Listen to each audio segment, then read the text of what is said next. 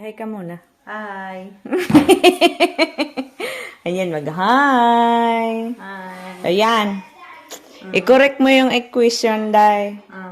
Na yung, ano niya, yung one move lang yung gagawin mo dyan. Isang move lang? Oh, ito, tama na tong answer niya. Diyan ka na lang mag-ano sa dalawa. Na yung answer niya magiging 9.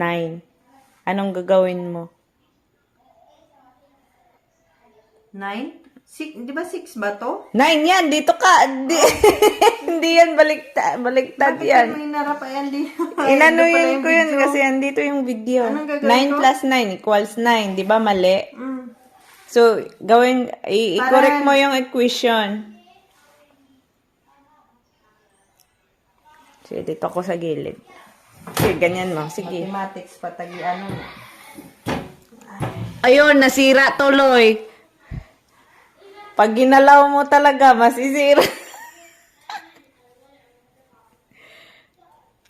Basta ano na yan, 9. Ika lang.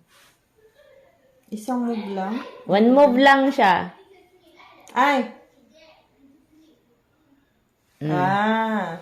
Okay. Para 9 yung sagot. Oh.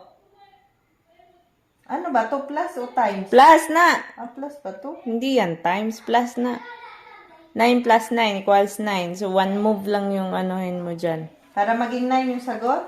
Paging 9 yung sagot. Ito siguro masasagot ko na siguro to. Oy, ay, ay, ay, ay, very good, very good. Basic yan. Di ba? Naka 1 minute lang. Ay, ang ka-bright gid niya. Nasagot niya na talaga. Kaya ng manok eh. Kaya medyo ano yung Congratulations! Thank you.